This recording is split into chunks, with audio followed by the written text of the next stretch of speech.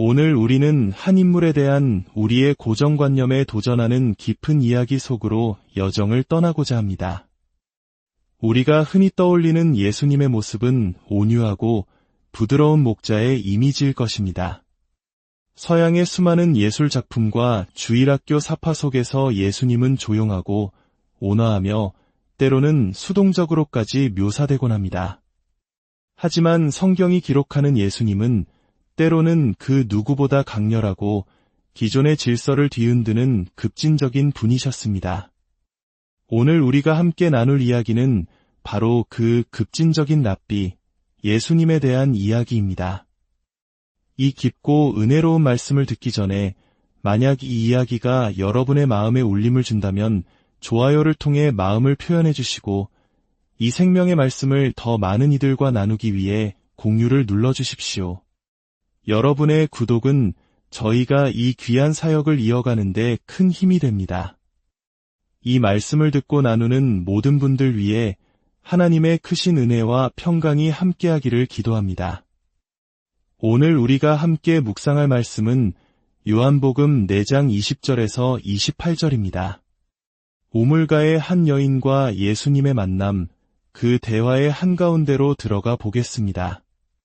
성경은 이 여인의 개인적인 삶의 비극과 아픔, 그리고 그녀가 겪었던 수많은 상처에 대해 자세히 이야기하지 않습니다. 그 모든 것은 그녀와 예수님 사이의 고요한 고백 속에 남겨져 있습니다. 우리는 대화의 초점이 그녀의 과거에서 예수님께서 그녀를 통해 행하실 놀라운 미래로 옮겨가는 바로 그 지점에서부터 이야기를 시작하겠습니다. 사마리아 여인이 예수님께 말합니다. 우리 조상들은 이 산에서 예배하였는데 당신들의 말은 예배할 곳이 예루살렘에 있다 하더이다. 이 질문은 단순한 호기심이 아니었습니다.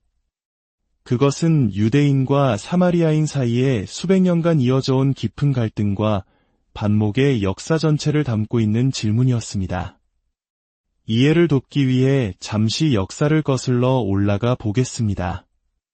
본래 사마리아인과 유대인은 한 뿌리에서 나온 형제 민족이었습니다. 하지만 기원전 722년 북이스라엘이 아시리아에 의해 멸망하면서 비극이 시작되었습니다.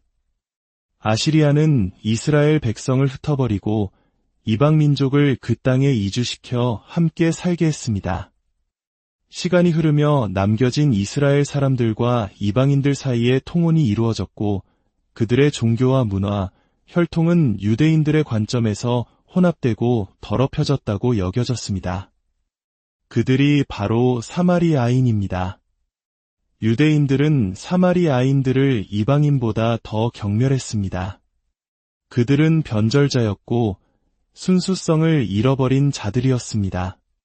사마리아인들 또한 유대인들에게 받은 멸시와 배척 속에서 그들만의 성전을 그리심산에 세우고 오직 모세오경만을 성경으로 인정하며 독자적인 신앙을 이어갔습니다. 이러한 깊은 적대감의 골은 세대를 거쳐 더욱 깊어졌습니다. 유대인들은 사마리아 땅을 통과하는 것이 가장 빠른 길임에도 불구하고 일부러 먼 길을 돌아갈 정도로 그들과의 접촉을 피했습니다. 예수님께서 사마리아를 통과하여야 하겠다고 말씀하신 것은 단순히 지리적인 경로를 선택한 것이 아니었습니다. 그것은 의도적이고 혁명적인 선언이었습니다. 그 깊이를 실감나게 설명하자면 마치 일제강점기 가장 어두웠던 시절의 한 한국인 목회자가 일본의 심장부로 건너가 그들을 향해 복음을 전하겠다고 선포하는 것과 같은 충격이었을 것입니다. 모두가 불가능하다고, 심지어는 미쳤다고 생각할 만한 행동이었습니다. 이러한 역사적 배경 속에서 여인의 질문은 이렇게 들립니다.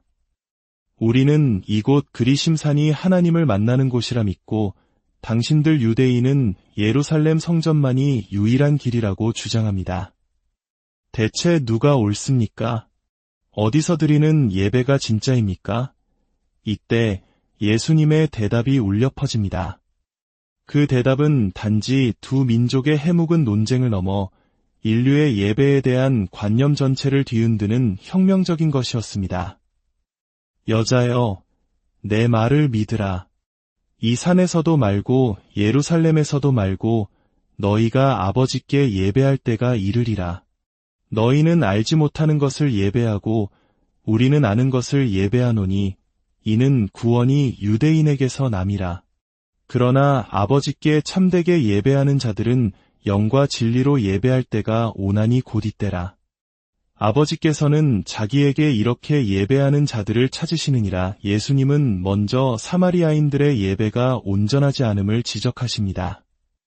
너희는 알지 못하는 것을 예배한다. 하지만 곧이어 유대인들의 자부심의 근거인 예루살렘 성전 역시 무너뜨리십니다.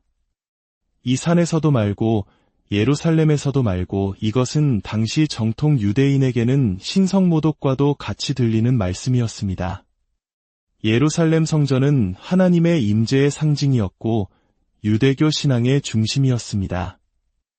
그런데 예수님은 그 두 장소를 모두 초월하는 새로운 시대가 도래했음을 선포하십니다. 장소가 중요한 것이 아니라는 것입니다. 하나님은 영이시니 예배하는 자가 영과 진리로 예배할지니라. 하나님은 영이십니다. 하나님은 철학이 아니며 이념도 아닙니다. 하나님은 우리가 만든 피조물이나 우주 그 자체가 아닙니다. 하나님은 영이십니다. 그 어떤 건물이나 장소에 갇힐 수 없는 분입니다. 그 어떤 인간의 제도나 전통으로도 그분을 묶어둘 수 없습니다. 진정한 예배는 특정한 장소에 얽매이지 않습니다. 그것은 우리의 영으로 그리고 진리이신 예수 그리스도를 통해 드리는 것입니다. 하나님께서 찾으시는 예배자는 화려한 성전 건물에 있는 사람이 아니라 상하고 통회하는 심령으로 진실된 영으로 그분 앞에 나아오는 사람입니다. 이 말씀은 예배의 본질을 지리적 위치에서 내면의 태도로 완전히 전환시킨 위대한 선언이었습니다. 이 충격적인 선언 앞에서 여인은 자신이 어렴풋이 믿고 기다려왔던 존재를 떠올립니다. 메시아 곧 그리스도라 하는 이가 오실 줄을 내가 아노니 그가 오시면 모든 것을 우리에게 알려주시리이다. 바로 그 순간 예수님께서 말씀하십니다. 내게 말하는 내가 바로 그라. 상상해 보십시오. 수백 년간 멸시받고 소외되었던 한 사마리아 여인, 그것도 개인적인 삶의 아픔으로 인해 사람들의 눈을 피해 한나되 우물가로 나올 수밖에 없었던 한 여인에게 인류가 기다려온 메시아께서 자신의 정체를 처음으로 드러내시는 장면입니다. 이것이 바로 예수님의 급진성입니다. 예수님은 사람을 외모로 판단하지 않으셨습니다. 사회적 지위나 민족적 배경이나 과거의 실수로 사람을 규정하지 않으셨습니다. 그분은 바리새인이나 율법학자들이 아닌 목마른 한 영혼을 찾아가셨습니다. 우리 서구 문화는 때로 예수님을 너무 안전하고 예측 가능한 분으로 만들었습니다. 하지만 예수님은 바리새인들을 향해 독사의 자식들이라 꾸짖으셨고 성전에서 장사하는 자들의 상을 뒤엎으셨습니다. 그분은 세상의 기준에 맞추려 애쓰지 않으셨고 오히려 세상의 기준을 뛰어넘으셨습니다. 우리는 너무나 자주 타인의 인정과 소속감에 목말라하며 살아갑니다. 가족 안에서, 친구들 사이에서, 직장에서, 심지어 교회 공동체 안에서조차 튀지 않고 잘 융화되기를 원합니다. 그래서 우리는 때로 하나님께서 주신 우리 고유의 모습과 진실된 신념을 타협하곤 합니다. 하지만 예수님은 우리에게 다른 길을 보여주십니다. 세상의 편견과 맞서고 하나님 앞에서 진실된 자기 자신으로 설 수 있는 용기, 그것이 바로 급진적인 신앙입니다. 예수님께서 당신을 자유롭게 하셨다면 어찌하여 다시 사람들의 시선과 판단에 스스로를 얽매려 하십니까? 이야기에는 또 다른 깊은 통찰이 숨어 있습니다. 우리는 종종 우리 앞에 닥친 문제에 너무 가까이 다가가 현미경으로 들여다보듯 살아갑니다. 나의 아픔, 나의 억울함, 나의 결핍에만 집중하다 보면 왜 이런 일이 일어나는지, 이 고난을 통해 하나님께서 이루실 더 큰 그림이 무엇인지 볼 수 없게 됩니다.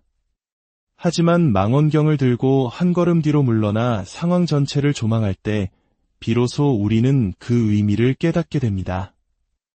우리의 삶은 지나고 나서야 비로소 이해되는 순간들로 가득 차 있습니다. 고통의 순간에는 감정에 휩싸여 아무것도 볼 수 없지만 시간이 흐른 뒤 돌아보면 그 모든 조각들이 어떻게 맞춰져 왔는지 깨닫게 됩니다. 우물가의 여인은 메시아를 기다린다고 말하면서도 정작 눈앞의 메시아를 알아보지 못했습니다. 우리 또한 마찬가지입니다. 고난의 한복판에서 하나님이 함께 계시다는 사실을 인지하지 못할 때가 많습니다. 너무나 미시적인 관점에 갇혀서 하나님이 일하고 계심을 보지 못하는 것입니다. 이야기의 중심에는 목마름이라는 공통된 경험이 있습니다. 여인도 목이 말랐고 놀랍게도 예수님 역시 내게 마실 물을 좀 달라고 먼저 요청하셨습니다.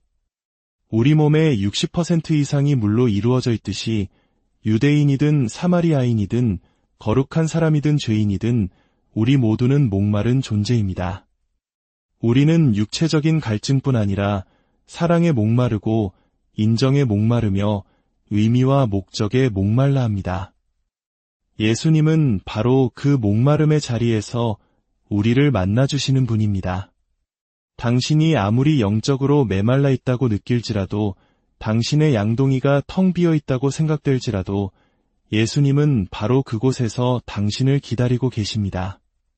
그리고 당신이 가진 것을 달라고 하시는 것이 아니라 당신이 결코 마르지 않을 생수를 주겠다고 약속하십니다.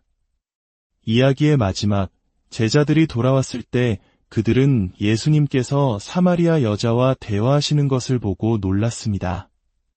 그들의 편견으로는 도저히 이해할 수 없는 광경이었습니다. 그러나 여인은 더 이상 다른 사람의 시선을 두려워하지 않았습니다. 그녀는 자신의 수치와 갈증의 상징이었던 물동이를 버려두고 동네로 달려갔습니다. 그리고 외쳤습니다. 와서 보라. 이는 그리스도가 아니냐? 한 사람.